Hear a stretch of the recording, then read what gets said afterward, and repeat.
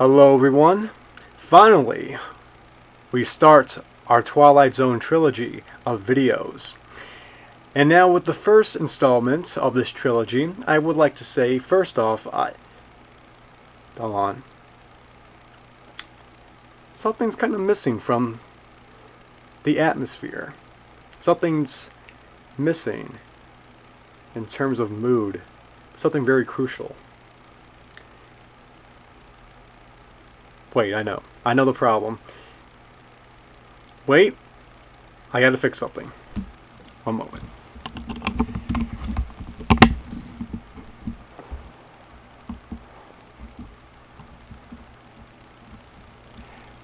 Ah.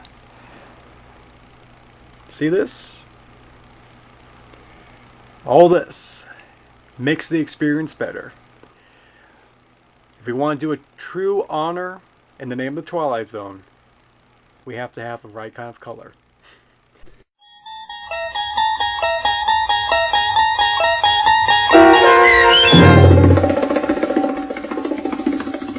So, anyway, let's start the trilogy of videos, tributes to the Twilight Zone, with our first installment here. And this is a topic I was going to do a long time ago, but I never got the chance to actually do it.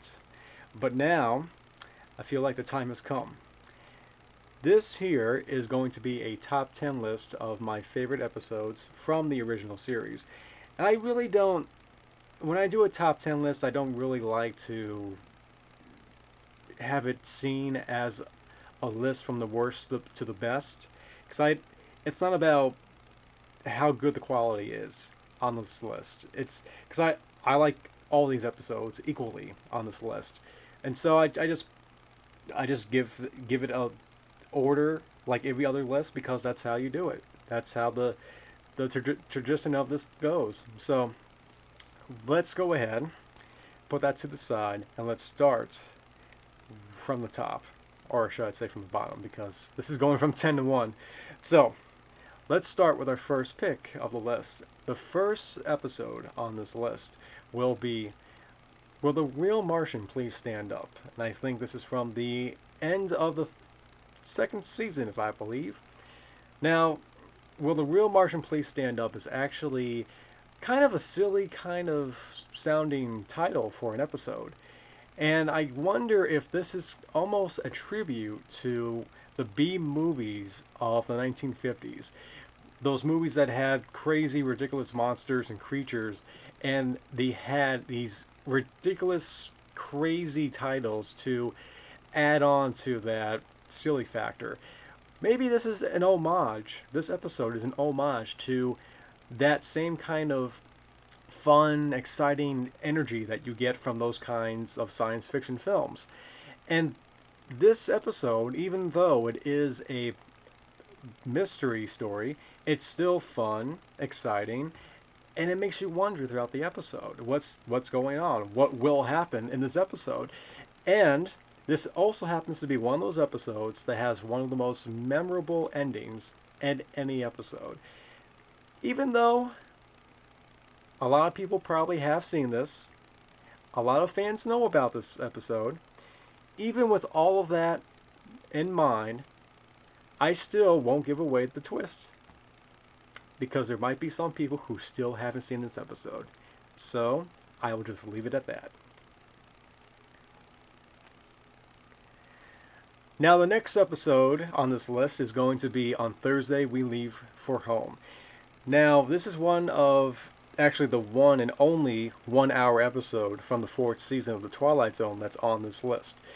Now, when it comes to the 1 hour episodes from The Twilight Zone, it seems like people either have no opinion about these episodes, or some people are kind of mixed on the 1 hour episodes. For me, I feel that the 4th season is kind of a mixed bag when it comes to good and bad quality. And in some ways, the 4th season of the Twilight Zone was kind of the last hurrah for the Twilight Zone, the original series. But with all that said, there are some pretty good episodes from the 4th season, like Jezebel, Death Ship, The Barge, if that's how you say it right, the one with William Shakespeare. And there's, of course, On Thursday We Leave for Home. I feel like On Thursday We Leave for Home is one of the best made episodes of the original series. And what makes it so great, what makes it the episode that it is the William Benteen character. That main character is what holds the whole episode together. Never once do you feel like time is going by, it's being wasted, there's filler. You never get that sense with this episode because the episode is so electrifying. It's so hypnotizing because of this main character. A character who plays almost a authoritarian godlike type because he's trying to keep these people who are living with him together and alive. There's good points to that, but there's also bad points to that as well. It's all a great example of how leadership can be great and can be awful when used wrong. And when it comes to the ending of this episode, it's a great, phenomenal example of a talented actor pulling out all the stops, making the right decisions, making a great episode superb by the time the episode ends. If you haven't seen On Thursday We Leave for Home, you should. It's worth your time. The next episode on my list is going to be an early one from the first season. In fact, I think it's probably the third episode in the season. I might be wrong about that. This one is going to be The Lonely. Now, to me, this is one of those episodes that raises so many questions after you watch it. I think what really makes a great effect on me when it comes to this episode is this whole question about what are we as people when we are put in an isolated area? Is it something that is helpful to us? Do we need that kind of life? I mean, can we call that life? I mean, how long can we live that life if we have to? It's it's an interesting scenario, and I think when it comes to the main character in the story, we see him living by himself, what he does with himself. If we see him when people come, we see him with the other second main character once that character is introduced. It's a very interesting study about what we do and when it comes to being alone. There's I think we kind of explore the pros and cons of what that kind of living is like. It's hard to really explain. I'm trying my best to give all the details, but there's something so profound about showing someone who lives that life. Sometimes that might be a necessary life to live. Sometimes it's almost crazy to live that kind of life. But it's interesting to see that scenario and that kind of story played out. Another thing to add on is this fantastic musical score by Bernard Herrmann. Very science fiction-esque score. And really listen to it the next time you watch this episode. The next episode is going to be a familiar one. And all I have to say is, William Shatner, 1950s diner, and one of the most famous, most scary looking props to ever appear on the show. The Nick of Time is an interesting character study. And this one was written by Richard Madison. And what's really fascinating about this episode is it shows what it means to have confidence in oneself. Do we actually think that success and fortune really comes in some kind of random way? Does it just happen to us? Or does it have to do something with ourselves? Do we actually put that kind of success, that kind of prosperity that happens in our lives because we actually have some kind of effect in it? It's kind of strange, but when you put that kind of notion in a story like this, it really makes your mind wonder. Is it an act of nature or is it an act of us? us, we humans. And it just shows if you have the wrong kind of self-esteem, you can be a slave to the forces of unpredictable luck. If you do, if you have the right kind of self-esteem, then you realize you as a human, you as a person can do anything. The possibilities are endless. I think that's what is really so great about The Nick of Time. On paper, it may seem like kind of a boring episode, but the themes that are in it, in between the lines of this script for this episode, is what really makes it intriguing. The next episode on this list is going to be, well, this is my favorite nostalgic-esque episode of Twilight Zone, and this is The Trouble with Templeton. I think what makes this my favorite nostalgic episode over Walking Distance, A Stop at Willoughby, and all those other episodes, I think this is probably not just the most personal nostalgic-esque story, but there's so much tragedy and so much heartache, and I think this episode brings that kind of feeling out a lot better than the other nostalgic episodes. And I think the performances are great. The beginning of the episode really sets a great mood. It tells exactly what kind of story you're going to get. It's a brilliant, great opening. And then there's also another great scene that comes along as well towards the end, when our main character realizes that he's not supposed to belong in the past. And then once he leaves the room where he meets the people he wants to mingle with, he leaves the room, and we get a shot that is so spellbinding. It's amazing. In the Twilight Zone companion, the author, Mark Scott Zuckery, says it's probably one of the most fantastic and beautifully shot episodes, scenes in any episode of the Twilight Zone. I have to agree with him. You have to see it for yourself. I don't want to give spoilers away, because if you have not seen it, then you should. It's a great artistic setting moment in the Twilight Zone. Go see The Trouble with Templeton. Next on this list is The Last Flight from the first season. This is another episode done by Richard Madison. It's interesting that Richard Madison made episodes that were more about the struggle of a character, of the main character of the story. And it all depends on how that character believes in themselves. If they have doubt, then life will end up tragic for them. If they have some kind of sense of hope in them, then they will have a somewhat happy ending. And this, I think it's another great episode of a character that shows what he can do if he sees himself as a hero.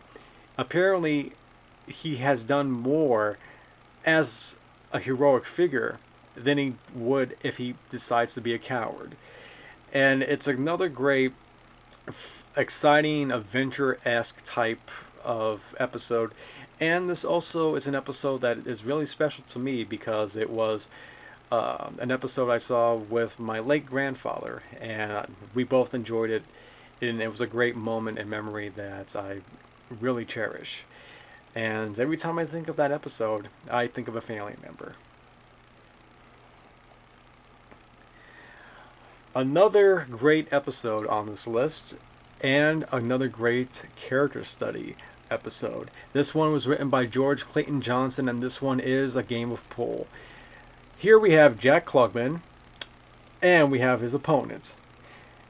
What happens in this episode? Well, Jack Klugman wants to know if he can be the best pool player in the world. Well, according to him, and according to the tri-state area that he lives in. But this might seem like another not so incredible episode, because it's all about a guy who wants to prove that he's good at a game of pool. Well, it's actually more about what it means to be the best at anything you do. This here is really an exciting episode. In the Twilight Zone companion, it's stated that this one episode has more explosive emotional impact than any other 10 cop shows rolled into one. I agree with that because it just focuses on what happens when you decide to dedicate your life to a goal. You can end up being trapped by that goal because if you see that as the only way for you to be an important person, that's what will happen. I think it's really an episode about living life every moment, every second of your life, and enjoying every great moment that happens to you. If you focus your life on just one thing and you think that's the end all and be all of your life, then you'll be trapped by it. What else will you have to look forward to in life? I know the episode probably does a better job describing that than I do, so I think you should do yourself a favor and just go watch the episode yourself.